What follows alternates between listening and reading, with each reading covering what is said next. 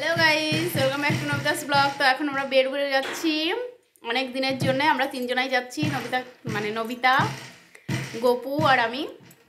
তো আমরা এখন রেডি শেডি হয়ে গেছি। এখানে আমাদের লাগেজ রয়েছে, এখানে রয়েছে আমাদের পার্সপত্র। তো এখন আমরা যাব আর একটা লং ট্যুরে বেরোচ্ছি। কোথায় যাচ্ছি তো তোমাদের সঙ্গে শেয়ার করব। পুরো ব্লগটা তোমরা দেখতে থাকো, আশা করি তোমাদের খুব ভালো লাগবে। আর এই হচ্ছে আমার লুক, দেখে নাও। এই যে বাচ্চা লুক পুরো আমার, ঠিক আছে। তো আমি এখন রেডি হয়ে গেছি, এখন ট্রেন ধরতে হবে। তো চলো সঙ্গে থাকো আর ব্লগটা এনজয় করতে থাকো। আর আমার মাম্মাম যাবে। মাম্মাম যাবে।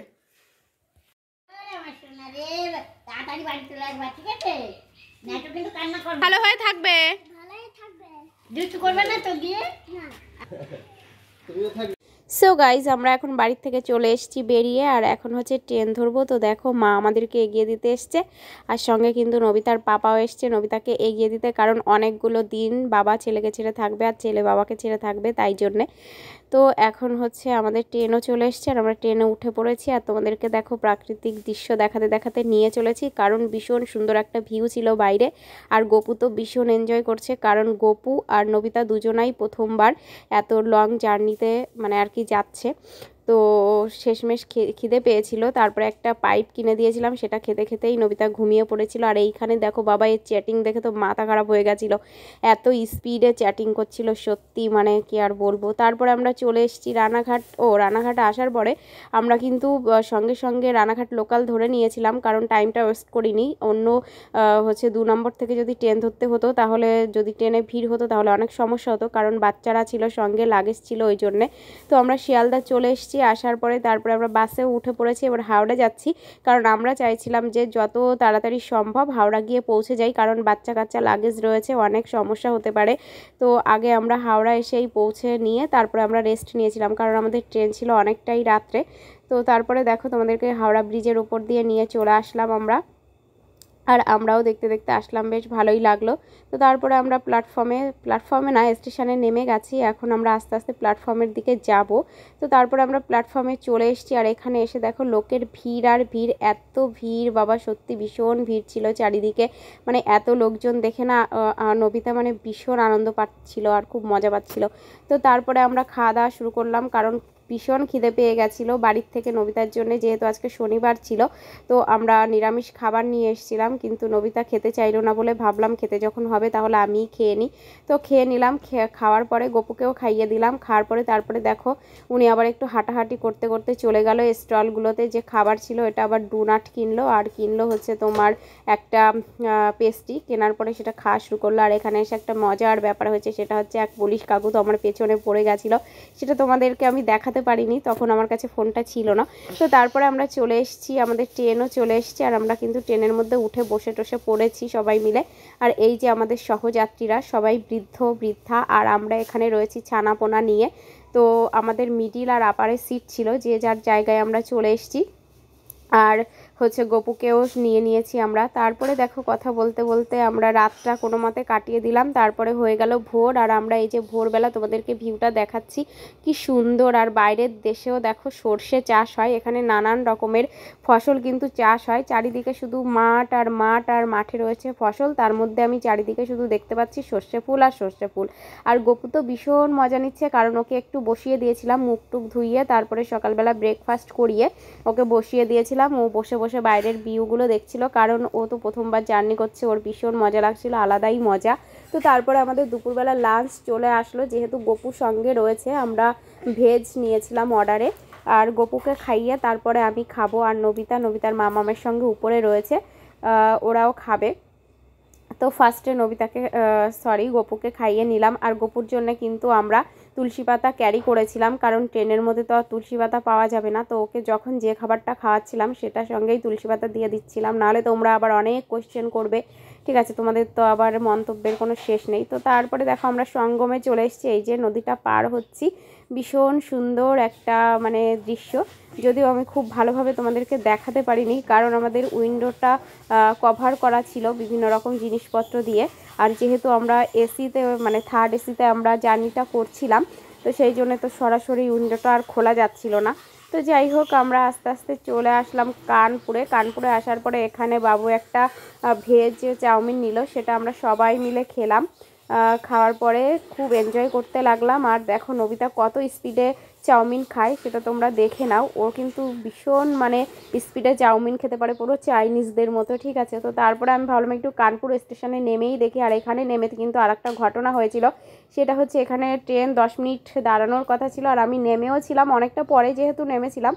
তো নামার পরে দেখি হঠাৎ করে ট্রেনটা ছেড়ে দিয়েছে, আর তারপরে আমি দৌড়ে গিয়ে ট্রেনটা ধরেছি। আর একটা লোক মানে দরজায় দাঁড়িয়েছিল, তার হাত আমি টেনে ধরেছিলাম, ঠিক আছে, কারণ আমি বুঝতে পারিনি।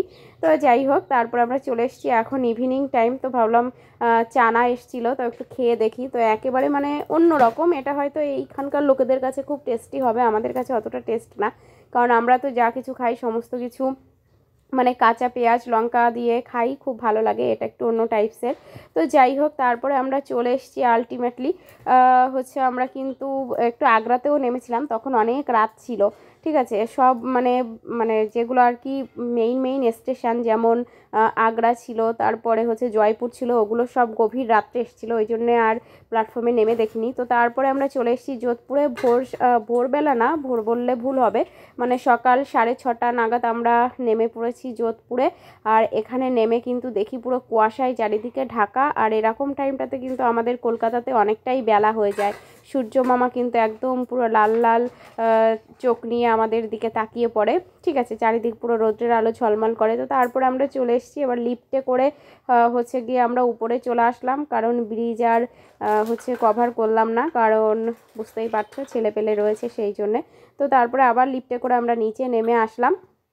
আর নিচে নামার পরে আমরা ভুল করে হচ্ছে ওয়েটিং রুমে ঢুকে পড়েছিলাম, তারপরে দেখি ওখানে দরজা বন্ধ রয়েছে। তারপর আবার ওখান থেকে বেরিয়ে আমরা এক্সিটে চলে আসলাম, আর ওখান থেকে আমরা সব কিছু নিয়ে তারপরে কিন্তু বাইরের দিকে বেরিয়ে গেলাম। আর ভীষণ মজা হয়েছে, কারণ প্রায় কত ঘন্টা আমরা ছিলাম ট্রেনের মধ্যে?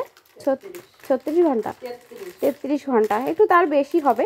তো এই যে হচ্ছে যোধপুর স্টেশন, দেখো কত সুন্দর স্টেশনটা, ঠিক আছে, ভিউটা ভীষণই সুন্দর। তো তারপরে আমরা এখান থেকে চলে আসলাম অটো করে যাব তাই জন্যে। তো যে সমস্ত খাবারগুলো আমাদের মানে আর কি বেঁচে ছিল, এক্সট্রা ছিল, বেশিরভাগ খাবারগুলো খাওয়াই হয়নি, নবিতা শুধু কিনেছে, খাই আর নি। তো সেগুলো ভাবলাম এখানে না রাস্তায় অনেক গরু কুকুর এগুলো আর কি মানে ঘুরে বেড়ায়, তো ওদের জন্য এইখানে দেখলাম যে খাবার সব লোকে ছেড়ে গেছে, সেই জন্য আমরাও ওখানে খাবারটা ছেড়ে আসলাম, কারণ শুধু শুধু বাড়িতে বয়ে নিয়ে যেতে হবে। তো তারপরে উঠে পড়লাম অটোতে।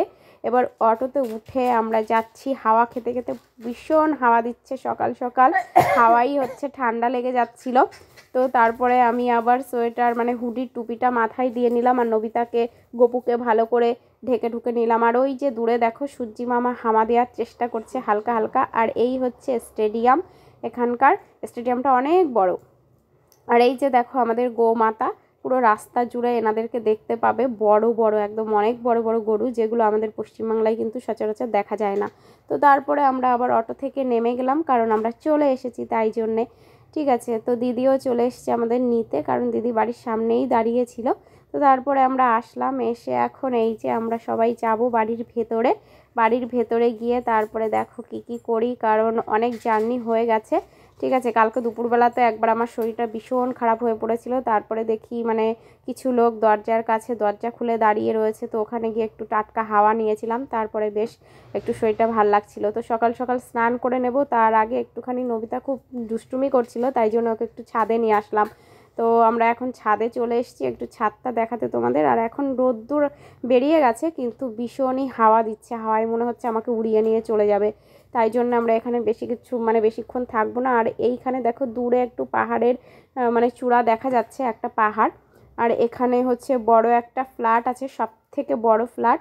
তো ওই ফ্ল্যাটটা, এখানকার সব থেকে বড় ফ্ল্যাট হচ্ছে আরোহিত বিল্ডিং। নারকেল গাছ, সুপারি গাছ সবকিছুই আছে, যদি আমরা তো ভালো করে দেখাতে পারছি না। তো তারপরে স্নান টান করে চলে এসেছি, হচ্ছে জামা কাপড় মেলবো। আর এখানে এত হাওয়া নিয়ে যাবে, তাই জন্য হচ্ছে জামা কাপড়ে কিন্তু ক্লিপ আটকে দিয়েছে। আর তোমাদেরকে ট্রেনের একটা ঘটনা বলি, মানে আমরা যে কম্পার্টমেন্টে ছিলাম সেখানে কিন্তু একটা ছেলে উঠেছিল, বাবারে বাবা কোন মেয়ের পাল্লায় যে সে পড়েছে কি আর বলবো, মানে পুরো মাথা খারাপ করে দিয়েছে, একটু ঘুমাতে পারিনি।